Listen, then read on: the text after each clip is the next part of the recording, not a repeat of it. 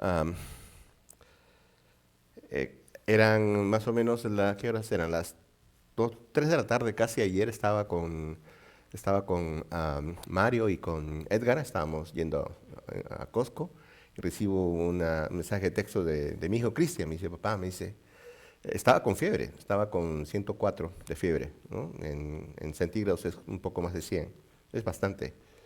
Entonces, un poco más de 40 de centígrados. Y me dice, papá, está con mucha fiebre. Pero Leiden me dice, oró por mí y me bajó la fiebre en ese momento. Ahorita Cristian está bastante mejor a como estaba ayer, anteayer. Y así, Saúl entra y me dice, ¿dónde están todos? Le digo, enfermos. Estábamos, otros están y otros estarán. Sí, ¿no? Y otros estarán, ¿no es cierto? ¿No?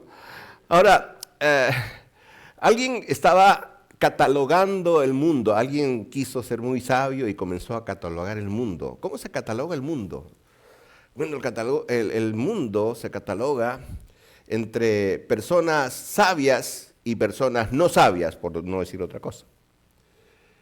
Entre personas de una raza privilegiada y personas de una raza que no es privilegiada. El mundo se cataloga entre hombres y mujeres. Entonces, pues catalogar el mundo. Y alguien dijo, ¿y cómo Dios podría de alguna manera mirar a la gente en el mundo? Alguien dijo, Dios va a mirar a la gente como los buenos y los malos. Y bueno, alguien dijo, Dios va a mirar a la gente como creyentes y no creyentes. ¿Entiende usted? Como creyentes y no creyentes. Ahora, por muchos años en el pastorado, me duele mucho cuando converso con algún niño, con algún jovencito. Le digo, ¿cómo estás? ¿Cómo te sientes aquí? No sé. Usted sabe, los niños de hoy en día. ¿Cómo estás? No sé. ¿Y qué estás haciendo? No sé. Nada sabe. Más los niños que viven en una burbuja que están entre el inglés y entre el inglés y el español, ¿no? Y digo viven en una burbuja porque, pues, obviamente muchos de ellos no saben si son americanos o no son norteamericanos. No digo todos, ¿verdad? Mucho va a depender de la educación de los padres. Pero usted se va a dar cuenta que muchos niños tienen una respuesta. Entonces, cuando las personas vienen acá a la iglesia o a una iglesia, deben de saber dónde están, deben de saber qué queremos y deben de saber cuál debe ser su respuesta. Y cuál debe ser su respuesta de acuerdo a la acción que Dios demanda de ellos. Alguien me dijo, yo voy porque mis padres me obligan. Alguien me dijo, yo quiero ir, pero mis padres no me llevan. Hablando de niños entre 12 y 16 años. De todas maneras, va a llegar un momento en donde todos seremos llamados a cuenta. Y cada que termina el año, nosotros, de alguna manera, comenzamos a hacer un examen de la vida y pensamos si el año que está pasando solamente es un año más, o si realmente el año que está pasando lo hemos vivido, es decir, hemos vivido ese año. ¿Me entiende usted? El año ha sido vivo en nuestras vidas. Y es que muchos de alguna manera solamente dejamos que un año más pase. Y nos vamos haciendo viejos, nos vamos haciendo menos productivos. Seguimos viviendo la vida sin propósito y seguimos merodeando en el anonimato de la ignorancia alrededor de aquellos que creen que saben mucho. ¿Dónde estás? Era la pregunta que le hace Dios a Adán. Génesis capítulo 3, versículo 9 dice, mas Jehová Dios llamó al hombre y le dijo, ¿dónde estás tú? Ahora, cuando miramos el contexto, nosotros vamos a entender que Adán se estaba escondiendo. Y él se estaba escondiendo, la Biblia es específica, no dice que estaba Eva allí, seguramente Eva estaba escondida también, pero la comisión había sido dada a Adán y Adán estaba escondiéndose de Dios, y no porque Dios no sabía dónde estaba. En la omnipotencia, omnisciencia de Dios, Dios sigue siendo inocente. Y Dios está, dice, el Espíritu del Señor se movía y está allí en el huerto. Y tanto que dice, Adán, ¿dónde estás? Un poco más le dice, Adán, ¿por qué te escondes? ¿Dónde estás? Y el hombre en lo que había hecho, él entiende que era necesario esconderse de Dios. Y es que cuando nosotros hacemos algo malo, nos tratamos de esconder. Nos escondemos de Dios, nos escondemos del mundo, nos escondemos de la educación, nos escondemos de las leyes, nos tratamos de esconder, y morimos escondidos muchas veces. Y nuestras huellas, no hay quien las siga, porque de alguna manera no hemos sido trascendentes. ¿Eso es un plan? ¿Es parte de un plan? Claro que sí es parte de un plan. Claro que sí es parte de un plan. Y es porque nosotros no estamos acostumbrados a mirar la vida con detalles.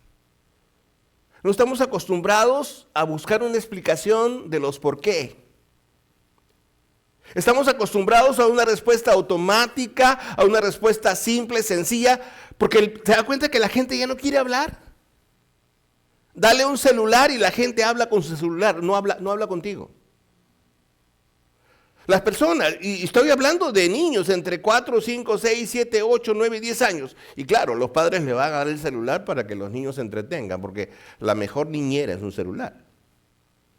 Qué equivocación, ¿verdad? Pero entonces ya no, como no miramos detalles, no entendemos lo que necesitamos arreglar. Un profesor en una universidad quiso que sus alumnos pudieran describir los efectos, ¿no?, de algunas enfermedades por medio de la orina. Entonces él llenó en una botella orín de un humano, por supuesto, ¿no? Y él tomó la botella, ¿no?, ingresó su dedo, ¿no?, y lo sacudió y luego lo probó. Y dijo, yo tengo mucho que decirles, pero ahora háganlo ustedes. Y más de 50 alumnos allí comenzaron a meter el dedo en la botella y comenzaron a probar del orín. Y todos se miraban, algunos con náuseas, otros diciendo, ¿qué es esto? Esto es horrible, esto no puede ser. Ya cuando terminó el experimento, el profesor les dice, ¿y ustedes qué me pueden decir? Y todo el mundo estaba perplejo, nadie sabía qué decir. Nada. Otro decía, es salado. Otros decían, es ácido. Le dijo, alumnos, ustedes no están acostumbrados a mirar los detalles y por eso ustedes van a sufrir todas las enfermedades. Cuando yo puse el dedo dentro de la botella, todos pensaron que yo había puesto el dedo índice y puse el dedo medio. Y cuando yo les enseñé lo que había probado, les enseñé el dedo índice que había probado. Yo nunca probé la orina. ¿Y solo por qué? Porque no estamos acostumbrados a ver los detalles, porque no queremos saber más de la vida, porque queremos que las cosas sean automáticas, queremos que la vida está pero tan difícil. Ahora todo se arregla con botones. Y si no hay botones uno sufre, ¿se da cuenta? Entonces, el Salmo 34, versículo 8 dice, gustad y ved que es bueno Dios. Dichoso el hombre que confía en Él. ¿Cómo podemos hacer una evaluación favorable? Camilo, prende todas las luces, tal vez yo estoy mirando bien. ¿Sí se puede? Entonces, ¿cómo podemos hacer una evaluación, gracias, favorable de nuestra vida? Yo estaba pensando, ok, ahí está este cuadro. A mí me encanta, esta es parte de mi área donde yo me divierto mucho, ¿no? Entonces, ¿cómo puedo hacer una evaluación favorable del año? Ya pronto va a ser el día 30 del año. Entonces, ¿cómo tú te vas a evaluar a ti mismo? Primero que nada, en el punto número 1, tienes que considerar si has sido una persona disciplinado y constante en aquellas metas que tú, de alguna manera, te has hecho al comienzo del año. Tienes que considerar si has tenido dedicación y esfuerzo en aquellas metas que te has hecho en el comienzo del año. A la vez tienes que pensar si has tenido la suficiente fe y la esperanza que estas cosas se van a realizar. Y por último, has tenido que enfrentar dificultades y tú vas a saber si has tenido el suficiente dominio propio para poder capear el temporal. Por lo tanto, esta sería una evaluación favorable. Pero ¿cómo sería si hubiera una evaluación desfavorable? Porque muchas veces esta es la historia de muchos de nosotros. Este año no me fue bien. Y no me fue bien porque a pesar que yo pensaba de que el año que viene va a ser así, sin embargo me descuidé y me vino la flojera y no quise arreglar nada de esto. Por otro lado, me sentí incompetente, me sentí incompetente y de alguna manera practiqué la deslealtad conmigo mismo, no fui leal a mis propósitos. Entonces el desánimo y el fracaso se apoderaron de mí. Entonces he comenzado a dejar cosas inconclusas en mi vida. Y por otro lado, me faltó eso que al hacer una evaluación favorable es necesaria. Me faltó el dominio propio. No he podido controlar todas las cosas que me hacían daño, de tal manera que a este terminar del año me siento mal. Y por eso, como dije al comenzar, es posible que para muchos de nosotros solamente haya pasado un año, nada más. Es posible, ¿me entiendes? Entonces, otra vez, las metas dejadas en el camino por causa de nuestra propia incompetencia no pueden sino traer frustración y descontento. ¿Me entiende usted? Entonces, otra vez, hay un sentido que muchos de nosotros tenemos, un sentido al fracaso. Ahora, pero yo quiero que tú entiendas una cosa. Número 1. En la mañana puse una nota en cuanto a esto que dice, es mejor haber peleado y perdido que no haber peleado nunca. Así que yo quisiera que tú, antes de hacerte una evaluación negativa del año, te pongas a pensar en que si alguna parte, en algún momento de este año has intentado hacer algo, has intentado pelear, claro, no has vencido, pero hubiera sido peor no hacer nada. Le compartía esto a Mario. Le decía, Mario, este es un año que estamos terminando. Comenzamos el año y en medio del año te desapareciste. Pero qué bueno que estás acá otra vez.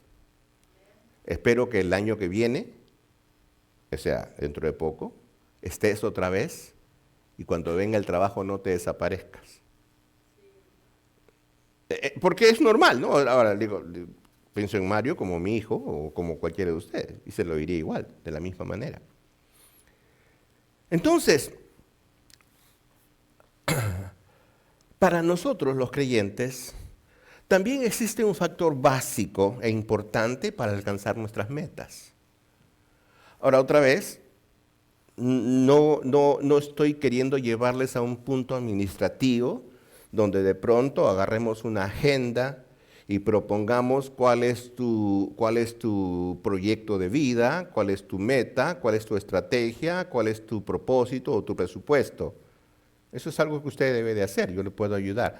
Quiero ir un poquito más allá en algo que muchos de nosotros sí lo pensamos, pero no lo asimilamos. Y no lo asimilamos porque tal vez no es algo que vivimos. Porque muchos de nosotros solamente nos hemos convertido en creyentes de aplicación. Vale decir, si no uso la aplicación, no funciona. ¿Me comprende usted? Entonces, como no voy a la iglesia, no funciono. Aunque voy a la iglesia, pero tampoco funciono. Porque tiene que ser de acuerdo a lo que yo quisiera que funcione. De tal manera, si esto no es así, entonces no estoy de acuerdo con las cosas que Dios quiere conmigo. Y ese es un gran problema. Entonces, quiero hacerte 7 preguntas que te van a ayudar, y seguramente te van a ayudar para toda la vida, a poder descubrir ese dónde estás delante de Dios. Y la primera pregunta es, ¿estás huyendo de la ira de Dios o estás permaneciendo en la ira de Dios? Ahora, usted me puede decir, pastor, este tema no es muy alentador porque usted me está hablando de ira, me está hablando de molestia. Y pocas veces se trata el punto de la ira de Dios dentro de la iglesia porque aparentemente es algo bastante delicado. Bueno, déjame tratar brevemente el asunto de la ira de Dios. Número 1, ¿la ira de Dios existe? Sí. ¿Es algo tangible? Sí. ¿Qué quiere decir? Sí, es tangible. O sea, tangible quiere decir se siente. ¿Me entiende usted? Ahora, para muestre un botón. ¿Recuerda usted a Abraham? Tiene su sobrino, ¿verdad? Se llama Lot. Para hacerles la narración de Génesis bastante sencilla. Abraham le dice a Lot, escoge para dónde vas. Y Lot, haciéndose el vivo, le dice, mira Abraham, yo me voy a ir por este lado, porque por ese lado, Lot sabía que ahí van a estar exactamente todos los valles fértiles. Entonces Lot está pensando, si me voy por este lado, tengo que trabajar menos, voy a tener todo lo que quiero, porque el lado de allá es el lado donde todo casi es estéril, donde todo es desierto. Entonces Abraham le preguntó y Abraham dijo, ok, si tú te vas para allá, yo me voy para el otro lado. Pero no todo lo que brilla es oro. No todo aquello que parece que es bueno es bueno. Y algunos de nosotros nos dejamos vislumbrar por aquellas cosas que aparentemente son extremadamente agradables. ¿A dónde llegó Lot? Génesis capítulo 13, versículos 12 dice así. Abraham se estableció en la tierra de Canaán, en tanto que Lot se estableció en las ciudades del valle y fue poniendo sus tiendas hasta Sodoma. Y no tengo que hablar mucho de Sodoma, pero dice que fue poniendo sus tiendas. Es decir, él fue yendo poco a poco a un lugar donde no debía de ir, pero fue poniendo sus tiendas hasta que por fin llegó a Sodoma, conocida como una ciudad promiscua, en donde no solamente la homosexualidad y el libertinaje sexual eran la pasión de la ciudad, del momento, donde todo era absolutamente contrario a Dios. Y Lot sabía que no debía de hacer eso porque él había sido enseñado en las cosas de Dios por su tío Abraham. Pero a Lot no le importó, como muchos de nosotros no nos importa muchas veces. Y no nos damos cuenta, pero Dios empieza a molestar con nosotros. Entonces, allí alguien pidió, Abrancito pidió por el tío pide por el sobrino, me hace acordar, yo tengo un sobrino muy querido. Abraham le dice, Señor, hay que rescatar a Lot. Y el Señor se compadece de Lot y dice, ok, hay que rescatarlo. Y si hubieran tantos, lo voy a rescatar. Y si hubieran tantos, ¿no? Hasta que por fin van a rescatar a Lot. Y Lot sale él y su familia. Y están saliendo del lugar donde nunca debieron de estar. Donde la ira de Dios estaba allí, porque Dios empieza a consumir todos esos lugares. Entonces Lot sale con su familia, y usted sabe la historia de la estatua de sal, que se convierte la mujer de Lot. Y él sale, pero se fue a otro lugar. Génesis 19:30 dice, subió Lot a Zoar y habitó en los montes, y sus 2 hijas con él, pues tenía miedo, un ratito, de quedarse en Zoar, y habitó en una cueva él y sus 2 hijas. Es interesante, ¿verdad? Lot nunca debió de ir a Zoar, porque Zoar también era parte de este grupo de ciudades de Sodoma y Gomorra. Pero él dijo, voy a estar en un lugar en donde la cosa no es tan grave, pero seguía habiendo este problema. Y tanto así que las hijas pensaron que se iban a quedar sin procrear, y por eso ellas se llegaron a su padre, incesto, y tuvieron hijos. Y para hacérselas cortas, los hijos de esas dos hijas que tuvieron con el padre fueron los más grandes enemigos de Israel durante todo el tiempo, los amorreos y los amonitas. Mire, cuánta consecuencia hay por escupir al cielo. La ira es una respuesta emocional a la percepción del mal y la injusticia. Hay enojo, hay indignación, hay cólera, hay irritación. Eso sucede cuando hay ira en nuestra vida, ¿me entiende usted? La ira del hombre es rara vez una ira santa. En cambio, la ira de Dios es una ira santa y siempre está justificada. Dios le dice, esto no quiero de ti. Pero me importa un comino, Dios, lo que tú pienses, yo voy a hacer lo que creo que debo de hacer. Y uno no se da cuenta, pero de pronto empieza a caer en ese proceso de la ira de Dios. O sea, no estás así porque eres bueno, porque estás pasando pruebas. No, estás así porque Dios está molesto contigo, tiene ira porque no estás haciendo lo que Dios quiere. Pero yo no estoy haciendo nada malo, yo no estoy en un lugar malo. No, estás en cualquier lugar, pero tampoco en uno bueno. Por eso la pregunta es, ¿dónde estás? Entonces, ¿qué da lugar a la ira de Dios? La idolatría. Ahora, muchos de nosotros pensamos, otra vez tengo muchos versículos en el Antiguo Testamento aquí, pero no voy a pasarme resumiendo. Dice, pero pastor, entonces, ¿qué es idolatría? Idolatría es creer que alguien o alguna circunstancia van a reemplazar de alguna manera el lugar que Dios debe de tener en mi vida.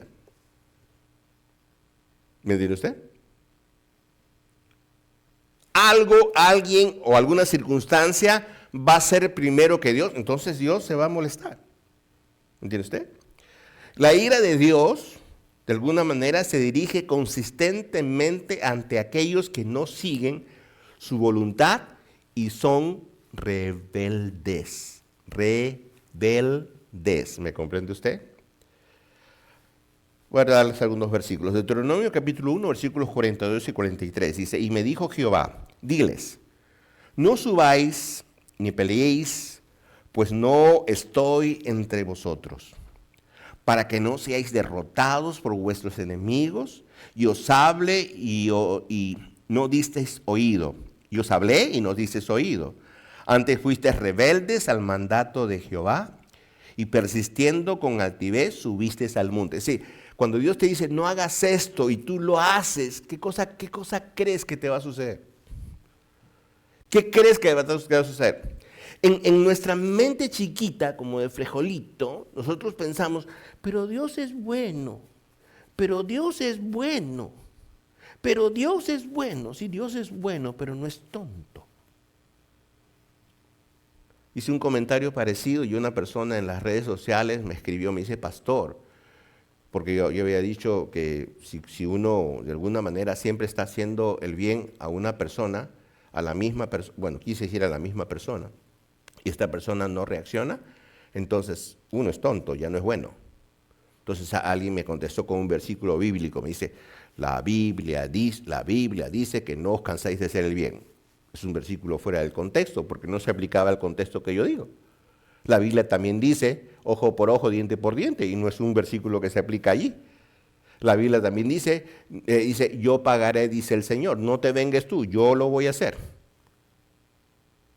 Lo que te estoy tratando de decir que el sentido de la inercia se aplica cuando uno se pone en enemistad contra Dios. Si te peleas con Dios, entonces, ¿cuál es el resultado? No, pues Dios no se puede pelear conmigo, ¿no? ¿Por qué no se puede pelear contigo? Porque si Dios se pelearía conmigo, me mata. Sí, y no estás muerto porque te tiene misericordia. Es la única verdad. A pesar que Dios te ha probado muchas veces que podrías estar muerto, pero no entiendes y sigues haciendo la misma tontería. Por lo tanto, la ira de Dios se revela allí. Josué capítulo 7, versículo 1 dice, pero los israelitas fueron infieles en cuanto a las cosas dedicadas al anatema, o sea, a la destrucción. Voy a explicarles un poquito más. Porque Acán, hijo de Carmi, hijo de Sabdi, hijo de Sara, de la tribu de Judá, de Sera, de la tribu de Judá, tomó de las cosas dedicadas al anatema. Entonces la ira de Dios se encendió contra los israelitas. Porque Dios le dice una cosa, ok, ustedes van a ir a este lugar, perfecto, agarren, maten a todo el mundo. ¡Ay, qué malo que es Dios! Maten a todo el mundo. Quemen todas las cosas. Entonces hay personas que cuestionan esto, ¿verdad? Como un Dios de amor da la orden de que maten a todo el mundo, hombres, mujeres y niños, y que quemen todo. Dios dice, esta gente está contaminada, esta gente está con el virus encima, esta gente no va a sanar, esta gente está condenada. Por lo tanto, maten a todos si quieren algo nuevo. Eso fue en el Antiguo Testamento. Pero por ahí uno de estos agarró y dijo, esto está bonito. ¿Cómo lo voy a quemar? No lo voy a quemar, me lo escondo. Me lo escondo. Y eso fue lo que pasó. Muchos de nosotros hacemos profesiones de fe, tenemos buenas intenciones, pero nos escondemos algo que todavía seguimos adorando, reverenciando. Y ahí está el problema. Segunda de Crónicas 24:18 dice, y abandonaron la casa del Señor, el Dios de sus padres, y sirvieron a las aceras y a los ídolos. Entonces vino la ira de Dios sobre Judá y Jerusalén a causa de esta culpa tuya. Todo el Antiguo Testamento está lleno de infidelidades contra Dios. De todos los años que Israel pasó en el desierto, los 40 años, solamente 2 o 3 años sirvieron al Señor. El resto del tiempo se fueron con los ídolos. Se fueron con los ídolos, con las imágenes. Isaías capítulo 3, versículo 9. La apariencia de sus rostros testifica contra ellos, porque como Sodoma publican su pecado, no lo disimulan. Se sabe cuando una persona está fuera del control de Dios. Ahora, no porque Dios no pueda controlarlo, por si acaso, sino porque uno se aleja del control de Dios. Ay del alma de ellos, porque amontonaron mal para sí. Decid al justo que le irá bien, porque comerá de los frutos de sus manos. Ay del pecador, del impío, mal le irá, porque según las obras de sus manos le será pagada. ¿Qué dice la Biblia? Romanos 3:23, la paga del pecado, ¿qué cosa es? Muerte. Pero pastor, esto no es para mí, yo peco y cómo no muero. Dios tiene misericordia de ti, pero espera un cambio. Pero la ira de Dios está encima tuyo porque no estás haciendo lo que debes hacer. Porque sabes lo que debes hacer y no te da la gana de hacerlo porque eres más sabio que Dios. Pero eso no va conmigo. No, pero va con tus hijos, con tus hijas, con tus nietos, con tus generaciones. ¿No te das cuenta de eso? Es más, muchos de nosotros todavía somos atrapados por el problema de nuestras familias. Hay gente que no puede hacer una familia. Hay gente que tiene ilusiones de formar su familia y tener una familia y dice, pastor, ¿por qué nunca puedo tener una familia buena? Porque nunca fuiste enseñado en eso, porque la ira de Dios está encima de ti. Otra pregunta que necesito hacer es, con respecto al Hijo de Dios, ¿has recibido a Jesús? Por decirlo así, ¿lo has aceptado? ¿Te has reconciliado con Dios? Claro, pastor, yo voy a la iglesia. No. Satanás también viene a la iglesia. O sea, la iglesia no es una garantía para que tú tengas una relación con Dios personal, en la cual tú te has reconocido pecador y Dios te ha dado el Salvador que tú necesitas, que es a Jesús el Señor, quien ha muerto por ti. Isaías 1:18 dice, venid luego, dice Jehová, y estemos a cuenta. Si vuestros pecados fueren como la nieve, como la grana serán emblanquecidos, y si fueren rojos como el carmesí, vendrán a ser como blanca lana. O sea, Dios está dispuesto a transformar todas aquellas situaciones de tu pasado en cosas que realmente tú tal vez no lo entenderías, pero Dios está dispuesto a transformar, por decir así, lo sucio en limpio. Juan 19:15 dice, pero ellos gritaron, fuera, fuera, crucifícale. Pilato les dijo, ¿a vuestro rey has de crucificar? Respondieron los principales sacerdotes, no tenemos más rey que el César. Pastor, ¿qué tiene que ver esto con lo que estás hablando? Bueno, es que a veces nuestros actos hacen que en lugar de nosotros de verdaderamente tener una relación con Dios, hacen que le decimos fuera, Jesucristo. Jesucristo, no tienes lugar acá. Jesucristo, tú perteneces a la iglesia, 707 J Street, pero acá, en mi casa, no. En mi casa manda el hijo, en mi casa manda la hija, en mi casa manda una persona descontrolada, pero aquel que es el creyente, aquel que tiene fe en Dios, ese no puede decidir, no puede, porque tiene miedo de compartirlo. Tercera pregunta, y esto es con respecto al Espíritu de Dios. Primero, nuestra pregunta fue con respecto a la ira de Dios. La ira de Dios existe. ¿Tú estás viviendo en la ira de Dios? Segundo, ¿tienes a Jesucristo? ¿Tú tienes una relación con Cristo? Tercero, ¿cómo está tu relación con el Espíritu Santo? ¿Te has relacionado con el Espíritu Santo desde el día en que creíste? ¿O sigues resistiéndole o contristándole? Te lo explico. Hechos 19:2 dice así, les dijo, ¿recibisteis al Espíritu Santo cuando creísteis? Y ellos le dijeron, ni siquiera hemos oído si hay Espíritu Santo o no. Mire, una cosa es llegar a la iglesia de oidor. Usted puede agarrar y sentarse y escuchar, ay, mira qué bonito predica el pastor o qué feo predica el pastor, no sé. Pero otra cosa es querer crecer en la fe. Y dice la Biblia que cuando hay crecimiento, cuando quiere haber crecimiento en la fe, tú tienes ganas de conocer de Dios. Porque muchos tenemos ganas de que Dios solucione nuestro problema. Y cuando nuestro problema ya no tiene solución o de alguna manera ya se solucionó, entonces ya me olvidé de Dios. Pero soy creyente porque voy a la iglesia. No, Señor, no es así. Dios, en su infinito amor, ha permitido que Jesucristo deje el Espíritu Santo, el cual está en todos aquellos que le conocen a Jesús como su Salvador personal. Juan 14:17 dice, el Espíritu de verdad, al cual el mundo no puede recibir porque no le ve ni le conoce, pero vosotros le conocéis porque mora en vosotros y estará con vosotros. Hermano, si usted es creyente de verdad, yo le voy a decir que el mismo Espíritu Santo va a dar testimonio de Él desde el interior de su corazón. La Escritura dice que en el Señor Jesús y en tu interior correrán ríos de agua viva. Entonces, en Juan 14:26, mas el Consolador, el Espíritu Santo, a quien el Padre enviará en mi nombre, Él os enseñará todas las cosas. ay pastor, yo no entiendo. Usted no sabe la cantidad de personas que me dicen, es que yo no entiendo lo que dice la Biblia. Es que yo no comprendo. Bueno, hay dos razones por las cuales no comprendas. La primera es no sabes leer. Y no sabes leer no porque no porque no sepas leer exactamente, sino porque no entiendes el contenido de las palabras, porque tu cerebrito tiene poco diccionario. Tu cerebrito no se ha expandido a encontrar palabras en el diccionario que te puedan enriquecer, que te puedan fortalecer en tu sabiduría.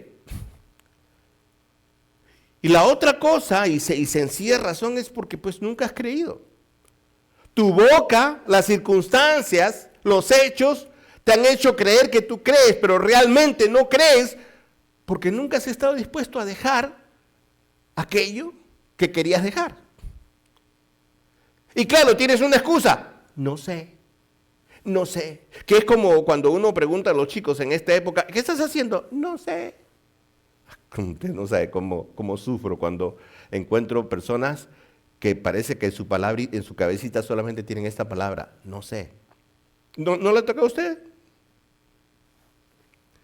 Dice más el Consolador, el Espíritu Santo, a quien el Padre enviará en mi nombre, Él os enseñará todas las cosas. O sea, mire, esto no es un asunto de universidad, esto no es un asunto de quién sabe más. Dice, el Espíritu Santo le enseñará todas las cosas y os hará recordar todo lo que ya ha dicho. O sea, en dos palabras, Dios le está equipando a usted,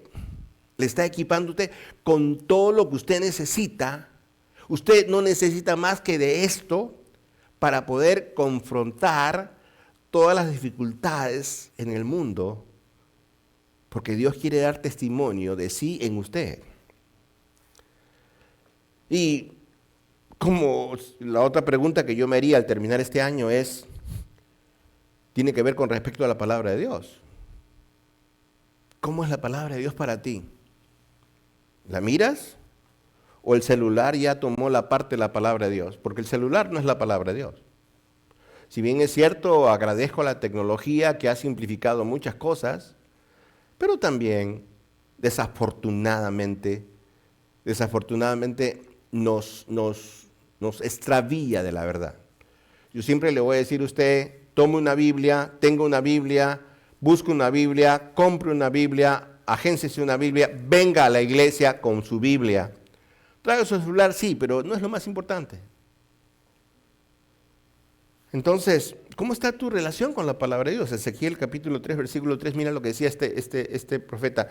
Y me dijo, hijo de hombre, alimenta tu vientre y llena tus entrañas de este rollo que yo te doy. Y lo comí, y fue en mi boca dulce como la miel.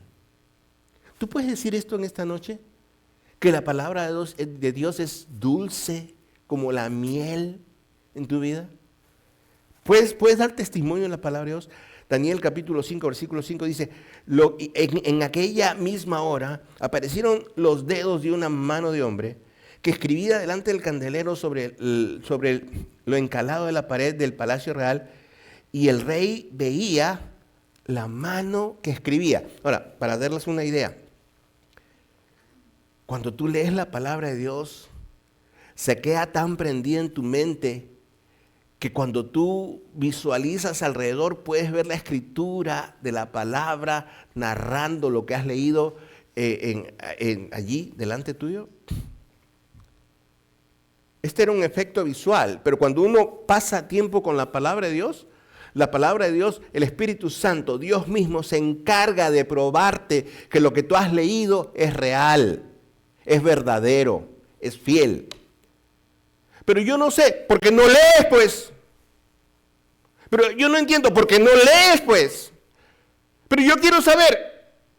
Entonces, no hagas las cosas por cumplir. Haz las cosas por verdaderamente quieres tener una respuesta de Dios.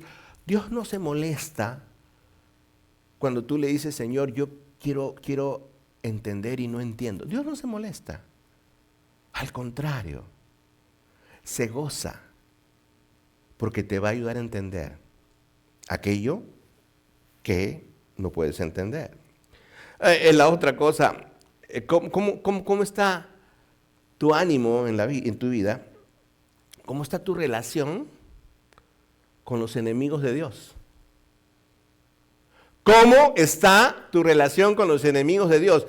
Si a mí me dijeran, pastor, hoy día es 31 de diciembre del año 2025, quisiera que evalúes tu año en relación a los enemigos de Dios. O sea, ¿en qué o en quiénes tuviera que pensar? Bueno, por supuesto, posiblemente voy a pensar en gente que está en el trabajo, o gente que no tiene una buena relación con Dios. Lucas capítulo 1, versículo 74 dice, que librados de nuestros enemigos sin temor les sirvamos. Es interesante. Muchas personas necesitamos ser librados de nuestros enemigos para servirle al Señor libremente. Entonces a veces uno se queja y dice, pastor, no tengo tantos amigos. Me han dicho, por ejemplo, ahora que soy creyente no tengo tantos amigos. ¿Y qué estás haciendo? Pues me da tristeza. Le digo, ¿por qué? Puede servir mejor al Señor. Ah, no lo había pensado así. No lo había pensado así. Santiago capítulo 4, versículo 4, este versículo es conocido, pero te va a captar la atención. Dice, oh almas adúlteras, ¿no sabéis que la amistad del mundo es enemistad contra Dios? Les dice a las personas, mire, ¿no sabe que si usted se hace amigo de una persona que está en contra de Dios, entonces usted también se hace enemigo de Dios? Cualquiera pues que quiere ser amigo del mundo se constituye enemigo de Dios.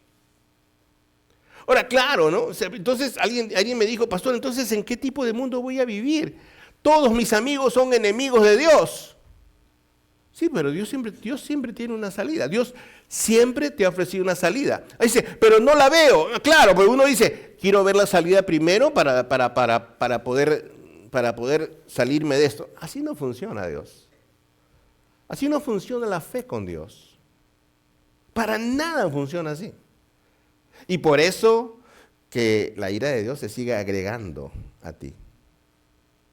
Así que tu problema no se va a solucionar si no sales en medio de la podredumbre que estás. Hebreos capítulo 3, versículos 13 dice, antes exhortados los unos a los otros cada día, entre tanto que se dice hoy, para que ninguno de vosotros se endurezca por el engaño del pecado. Es interesante, esto ocurre dentro de la iglesia. Es que dentro de la iglesia también funciona Satanás. Es que dentro de la iglesia también funcionan los enemigos de Dios. Gente que no está de acuerdo, ay, no me gusta la música, o no me gusta el estilo, o no me gusta esto, vamos a hacer tal cosa, ay, a esta hora no puedo, vamos a hacer, ay, mi niña no quiere esto, o no puede. Ya pues, ¿usted piensa que Dios diseñó una iglesia para tu gusto? De esos hay muchos. Le venía diciendo a Edgar, ¿a quién? A Mario. Me dice, pastor, hay 10 iglesias en Quincy, no, hay 25. Es chiquitito el pueblito. Con respecto al servicio de Dios, ¿eres un colaborador o eres una persona que está ociosa dentro de la iglesia? 2 Corintios 6:1 dice, así pues, nosotros como colaboradores suyos os exhortamos también a que no recibáis en vano la gracia de Dios. El día en que tú te relacionaste con Dios por medio de la fe en Jesucristo, ese día Dios te dio el Espíritu Santo y por medio del Espíritu Santo te dio dones y talentos, te dio cosas que no todas las personas pueden hacer, sino solo tú y nada más que tú.